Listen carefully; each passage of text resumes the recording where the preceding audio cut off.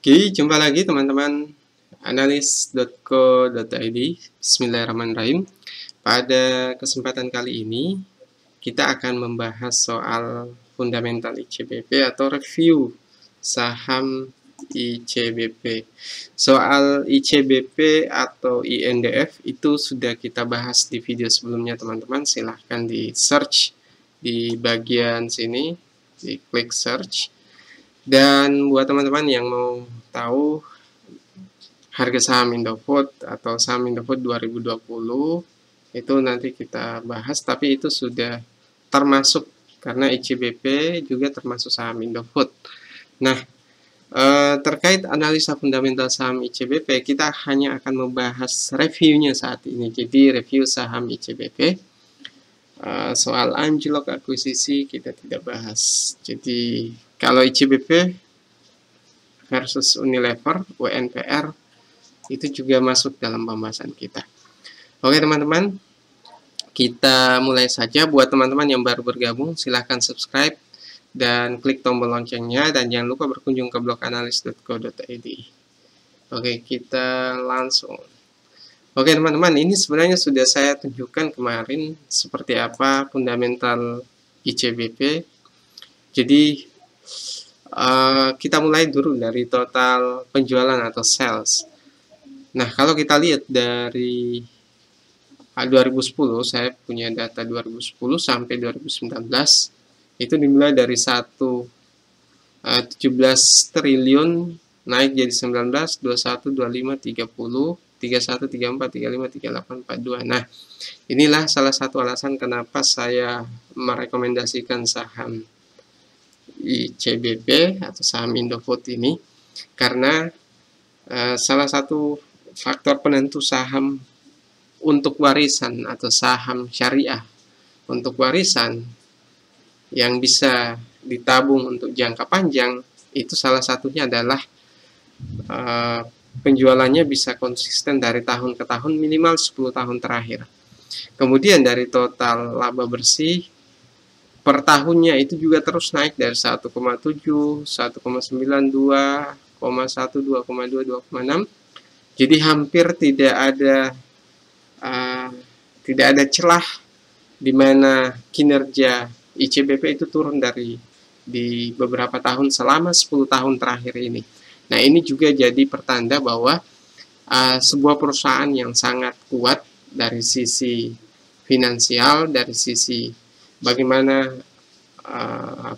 merubah dari total penjualan itu menjadi laba bersih yang konsisten dari tahun ke tahun. Nah, ini salah satu alasan kuat kenapa kita merekomendasikan ICBP. Jadi mohon maaf teman-teman, sekarang dalam posisi hujan deras di sini. Oke, kita lihat dari sisi rasionya. Jadi earning per share-nya juga demikian, kecuali di tahun 2015 ternyata jauh lebih tinggi dibanding 4 tahun terakhir ini. Kalau book value, jadi ini buat teman-teman yang bertanya, nilai buku dari saham ICBP atau harga wajarnya ICBP itu di 2169 untuk tahun 2019 ini. Jadi kalau harga saat ini misalnya 10.000, ini mungkin kita ambil beberapa hari yang lalu, 3 hari yang lalu, sehingga mungkin sudah bukan 10.000 per lembar.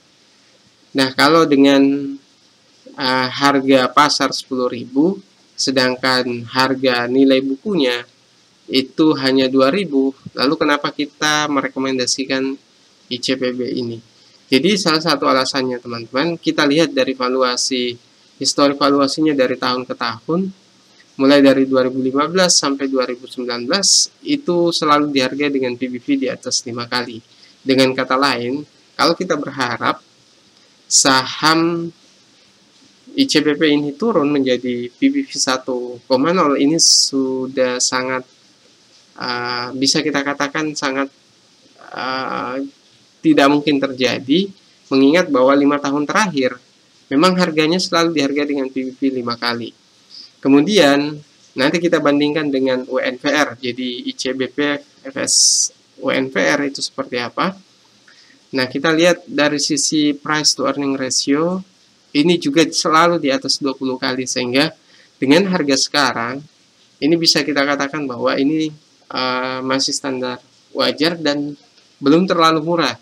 Jadi ICBP pernah turun di harga 8.000, itu teman-teman sebenarnya kalau masuk di waktu itu sangat tepat sekali untuk investasi jangka panjang. Jadi buat teman-teman yang bertanya, saham syariah, rekomendasi saham syariah untuk jangka panjang, ini salah satunya adalah ICBP. Nah, apakah dengan harga PBV 5,1 itu standar? Kalau kita lihat dari sisi kinerjanya, nah kita lihat rasio debt to equity ratio-nya. Saya sudah jelaskan sebelumnya bahwa saham dengan rasio return on equity itu bisa mengindikasikan berapa harga wajar untuk PBV-nya. Jadi saya sudah menyebutkan bahwa return on equity 10% itu bisa dengan PBV 1 kali. Return on equity 20% bisa dengan PBV 2 kali dan seterusnya. Nah, ternyata PBV dari ICBP itu 4,7 sedangkan return on equity-nya hanya 2 atau 20%, atau kita anggap hitung-hitungannya 2:5. Jadi cukup jauh. Tapi saya juga sudah menyampaikan teman-teman, saham leader plus saham blue chip plus dia saham consumer itu tidak mungkin dihargai dengan harga yang sama dengan return on equity-nya. Jadi tidak mungkin dengan return on equity 10%, PBV 1 kali, atau PBV 5 kali, return on equity-nya harus 5 kali. Tidak bisa seperti itu karena dia saham consumer. Saham consumer terkadang dihargai antara 3-4 kali dibanding dengan PBV-nya. Jadi kalau misalnya return on equity-nya di sini 20%, maka PBV-nya bisa 6 kali, teman-teman. Bisa 6 kali, bisa tidak 4,7, karena itu tadi bahwa dari pengamatan saya pribadi dari beberapa saham consumer itu memang selalu dihargai dengan PBV 3 kali lebih tinggi dari perolehan return on equity-nya. Nah, kemudian dari debt to equity ratio ini sangat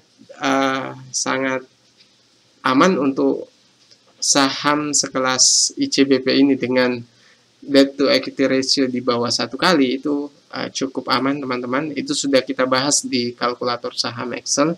Buat teman-teman yang mau kalkulatornya silahkan berkunjung ke analis.co.id. Dan buat yang teman-teman yang mau kalkulator sahamnya, silahkan ketik bit.ly/k-saham untuk kursus saham, bit.ly/b-saham. Nah, sekarang teman-teman kita mau bandingkan ini karena sesuai dengan pertanyaan teman-teman, ICBP FS atau versus Unilever, ICBP FS UNVR.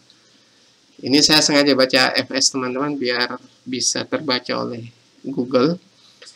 Jadi kita bandingkan ICBP dan UNVR. Nah, kalau kita lihat Unilever itu PBV-nya 50 kali, jadi 10 kali lebih tinggi dari ICBP. Hanya saja kalau kita lihat dari return on equity-nya itu 139 kali, jadi sesuatu yang sangat wajar.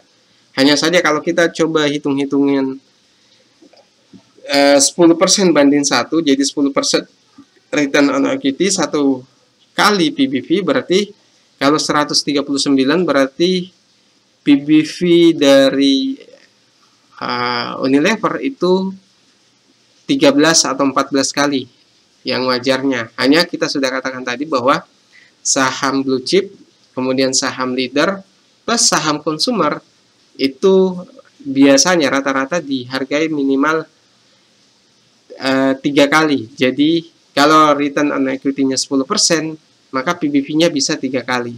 Nah, kalau di sini 139, berarti kita kali 13 kali 3 berarti kurang lebih 30-40. Jadi PBV untuk saham UNVR itu di harga wajarnya dengan hitung-hitungan sederhana tadi itu PBV dengan PBV 40 kali. Kalau standar itu 13 atau 15, yaitu tanpa penghitungan saham blue chip, saham Unilever, dan saham leader. Nah, oke teman-teman, jadi dibanding antara ICBP dengan UNVR, itu sebenarnya jauh lebih menarik ICBP kalau menurut saya, karena selain karena valuasinya juga belum terlalu mahal dengan PBV hanya baru 4,7, sedangkan ini adalah saham besar dan masih terus bertumbuh.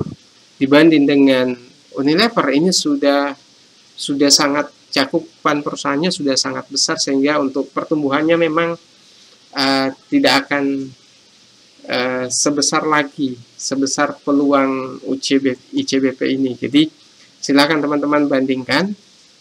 Saya sudah perlihatkan dari total sales, rasionya juga demikian.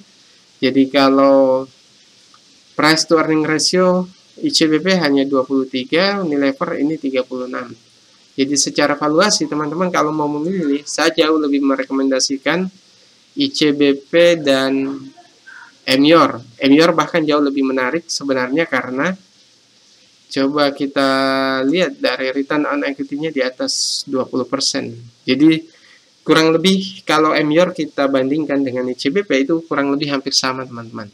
Dari sisi valuasi ya. Kemudian dari sisi kinerja juga demikian.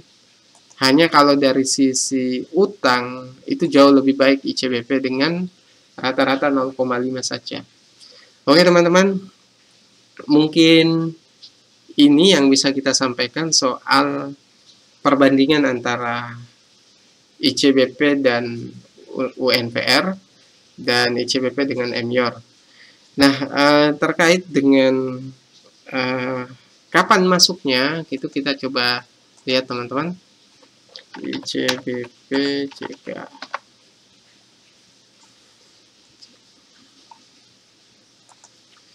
Jadi buat teman-teman yang ICBP anjlok, ICBP akuisisi belum kita bahas. Jadi ini ICBP 2020. Soal URPS nanti cari di beritama.com.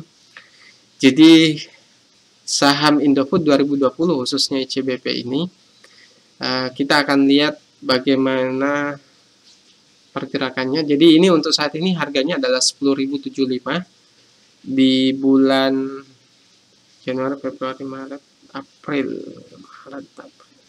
Nah, kita lihat dari sisi fundamental, dari sisi teknikalnya, memang belum untuk secara teknikal ya mulai masuk. Itu biasanya orang-orang yang murni teknikal itu akan masuk di ketika pergerakan MA-nya sudah di atas garis 200. Jadi garis pergerakan candlestick-nya ini sudah berada di garis MA 200 baru mulai masuk. Tapi bagi analisis fundamental, masuknya bahkan jauh lebih baik di harga 8.000 kemarin teman-teman. Hanya kita telat buat analisisnya. Jadi buat teman-teman yang cari saham yang layak ditabung untuk jangka panjang, salah satunya adalah ICBP ini. Jadi pertanyaan teman-teman soal saham jangka panjang ini sudah kita bahas. Soal timing masuknya, ini sebenarnya untuk analisis fundamental ini di harga 8.000, 9.000 ini menarik sekali. Jadi apa yang harus teman-teman lakukan? Kalau tidak menunggu turun lagi, teman-teman harus, kalau mau masuk, jangan masuk dengan dana sekaligus. Kemudian perlu saya sampaikan bahwa kalau COVID-19 belum berakhir, maka teman-teman mungkin masih ada kemungkinan ICBP ini akan turun. Ini kemungkinan, bisa ya, bisa tidak teman-teman. Silahkan dipertimbangkan. Tapi secara jangka panjang, ICBP ini sangat layak untuk ditabung. Kita lihat dari pergerakan grafiknya, landainya itu miring ke atas. Jadi ini sangat tepat untuk mulai masuk. Mengingat ini belum ada di posisi puncak tertingginya di harga 12.000. Tapi ya itu tadi saran saya, silahkan masuk dengan dana separuh-separuh. Misalnya teman-teman bagi 3 alokasinya, misalnya 100 juta, 30 juta dulu masuknya. Oke teman-teman, mungkin itu yang bisa kita bahas soal fundamental ICBP atau analisa fundamental saham ICBP. Jadi terkait analisa saham ICBP, Unilever, dan Emyor sudah kita selesaikan. Nanti kita akan bahas saham untuk warisan atau saham syariah untuk warisan jangka panjang versi saham second liner, teman-teman. Saham-saham yang kecil. Ini kan saham-saham yang besar. Oke, sekian dari saya. Assalamualaikum.